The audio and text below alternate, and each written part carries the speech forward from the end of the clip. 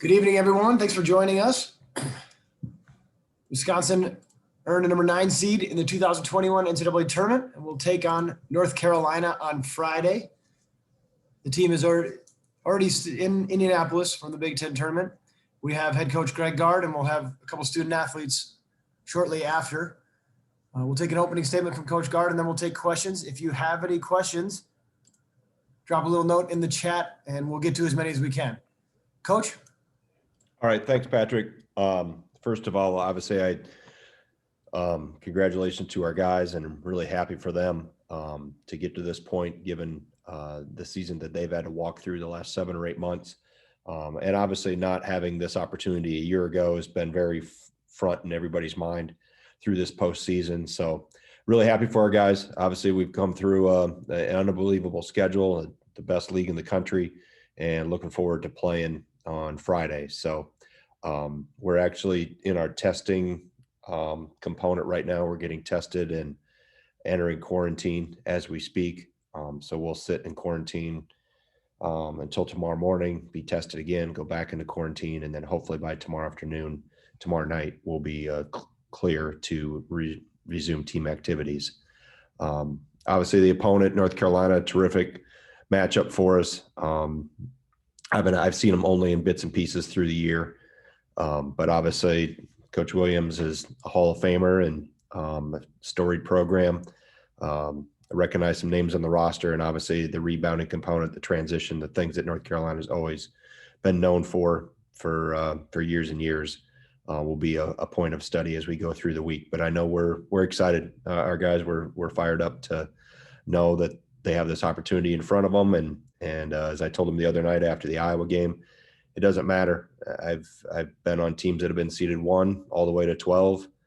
Your anticipation, your anxiety isn't going to be different from 1 seed to the next. And there's only 68 of us left, and they're all very good teams that have had good years. So I'm just proud of our guys, how they've handled everything and gotten to this point in the season without any major issues. And hopefully we can get through this whole quarantine thing and everybody will come out okay with it. And we'll be able to start preparing for North Carolina in the next day or 2. Thanks, Coach. We will go first to Jeff Patrikas. Hey, Greg. Obviously, the rebounding numbers, I haven't seen them play that much, but their ability to get on the offensive glass, and you've mentioned that at times against Iowa has been an issue, giving up critical second chances. Is it going to be being physical with them? Is it going to be discipline, fundamentals? What are going to be some of the keys to keep them off the glass? All of the above. I mean, we played them before. We played them in Maui in the championship game 4 or 5 years ago, the last time we were in Maui. We played them at other times, and we played them in the NCAA Tournament 2 other times, I believe.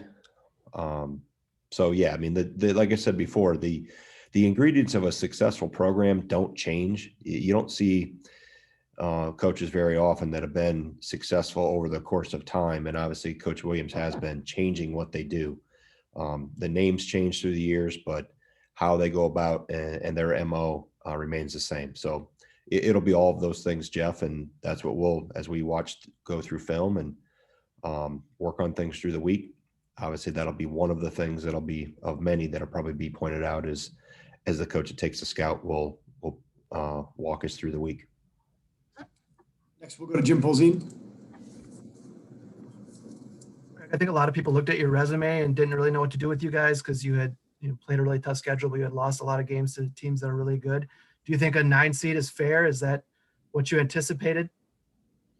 I mean, you never know, Jim, because there were so many Big Ten teams on the 1-2 line with 4 of them that they had to avoid, if at all possible, other Big Ten teams. So that can fluctuate what you really were versus what you get when it comes out publicly. So I really have never gotten too consumed up in it. And in terms of where you are, like I said before, there's 68 teams left.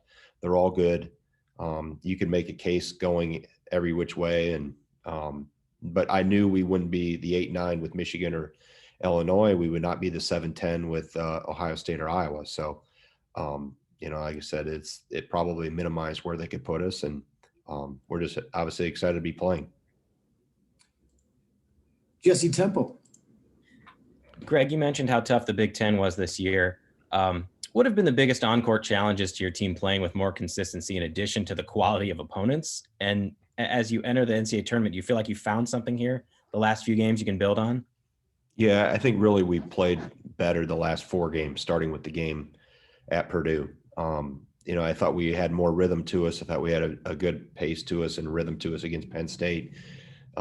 We did it in stretches against Iowa, but that was kind of a different game. It was, it was such a low possession game, which was what we wanted, but it had a little different feel to it than even the game at Iowa had. But, I think just the quality of the teams has been the biggest thing that maybe has been the biggest hurdle in terms of having us play better. It's you can look in the mirror to some degree, and we have to do that and continue to do that. But also knowing, as I've watched us come down the schedule, checking the analytics, we're playing the 3rd or 4th or 5th or 7th ranked team in the country. And I'm not just talking AP polls. I'm talking, the actual analytics that take the value of possessions and those type of things. So knowing we had this type of schedule down the stretch, you just got to attack it head on and learn from it. And obviously we all wanted better results and more success. But, like I said, I think the strength of our schedule has prepared us and got us to this point. If we don't have this strong of a schedule, obviously even in the non-conference with all the juggling we had to do, with what was going on with other teams, I think all of those pieces put us in position to have a strong resume and be locked into the field a while ago. Go ahead, Josh Schaefer. Yeah, Greg, just knowing UNC as a program, do you think slowing them down a little bit and making it a few possession game is going to be a big key come Friday? Well, we'll see as I watch film on them, what the game plan will be. A lot of teams probably have tried to do that, but easier said than done. So, we'll try to, our staples will have to remain the same no matter who we're playing. And I'm sure they're going to try to do what they do well or are good at, regardless of who they play. Darius Joshua. Hey, Coach. You already mentioned that you guys were kind of already in that quarantine. Having been there since Friday, I'm wondering, are these just kind of the longest days for you, just kind of the waiting process of waiting for those results, with this obviously being the most strange tournament where you're already there all in one place and you're now waiting just to be cleared, just to get in action? Yeah, well, I mean, we've actually been here since Wednesday. Today just started the actual quarantine. We had testing every day in the Big Ten tournament. We didn't have the lockdown that is happening with the NCAA tournament. So these guys have had to go through a lot since September, when they all came back and when you got them together to start the school year. Some guys that were back at the end of the summer started some testing then, but obviously the discipline they've had to show to get to this point without any, like I mentioned before, any major issues, any pauses, any shutdowns, is a credit to them and the path that our medical people laid out for us. Huge credit to our trainer, Henry Perez Guerrera, our doctors. They've all had a major hand in making this work and walk it forward. And, obviously this is different. This that we just walked into here in the last half hour is completely different and at a higher level than what we've seen, because we've never all had to be in quarantine like this, waiting on test results and those type of things. So I think the discipline that we've shown and what we've had to go through up to this point will help us through this next, 24 hours.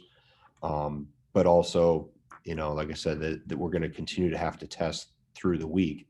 We just won't be in quarantine after we clear the first 2 tests. Let's go to George Bilecki. Greg, now that March Madness is finally here and it's win or go home, what gives you confidence about your team that you can make as long a run as you guys want to? Well, we talk about all the time. It's just the opportunity you have in front of you with the next 40 minutes, and that's all that's guaranteed. And I think this group has understood that as well as any group I've had, just because of what they've gone through. They're excited. That, like I said before, we didn't have this opportunity last year in either the conference or on a national level. So I think there's a greater sense of appreciation, and it makes some of these other hurdles we have to do with the protocols and the testing and worth it, knowing that looking back in the rearview mirror of what was going on a year ago, we were all dispersed home by this time, and the season was over. So I think the biggest things I told them this morning when we had our kind of our meeting to talk about the protocols that we're going to put in place. I want them to enjoy this, embrace it, because it's not easy to get here. And I want them to enjoy this week and attack it full on now, knowing who we have as an opponent. But also they put in a lot of work, more than normal, just because of all the hurdles that they've had to go through to get to this point. So I want to make sure they enjoy it and make the most of this week. We have time for two more. Let's go to Carly and then Jeff Patrikas. Carly, go ahead. Hey, Coach, with so many seniors on the team, is there any different emotions this year, being that, you know, this could be it for a lot of them? Well, I think again, it goes back, Carly, to what we didn't have last year. You know, there's an appreciation of that, just that we get a chance, because we would have been in it last year had it all gone forward as normal. But I think that's the biggest thing, whether they're seniors or, you know, a Tyler Walls, a sophomore, the freshmen don't know any different, but the other guys that have experienced last year and how that abruptly ended and the emotions of that, I think, you know, and as we talked about before, you only are guaranteed the next 40 minutes in front of you. So you have to play well and do things at a high level in order to get another opportunity beyond that. So I think just the fact that we're here is a step.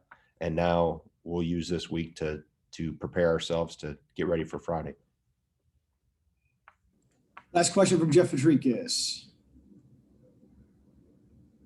Yeah, Greg, after we talked to you after the Iowa game, one of the guys we talked to was Trice, and he was asked about the lack of execution in the last few minutes of that game. And he basically said, hey, point the finger at me. I made some mistakes. I'm a leader on this team. I've got to be better. I'm just curious if you saw or heard what he said and what your reaction was to those comments. Yeah, I did. And obviously, you know, I obviously give him huge credit to take that ownership, but he's not the only one that owns it. We all own that. You know, everybody, coaches, myself, other teammates, you know, everything. It's, you know, we're all in this when it goes good, and we're all in it when it doesn't go good. So we had some other opportunities. You know, it came down to those last couple of possessions. But there were other things, as I always try to emphasize through the 64, 65 possessions that we could have done better, that would have helped in that outcome. And, you know, all the way back to the first half. So, you know, obviously I appreciate that and respect that on Meech's part to take that ownership as a senior and as a point guard and as one of the leaders of our team. But he should not shoulder that all on himself. Great. Thank you, Coach. Okay. Thank you. We will dismiss Coach, and we'll have student athletes joining us shortly.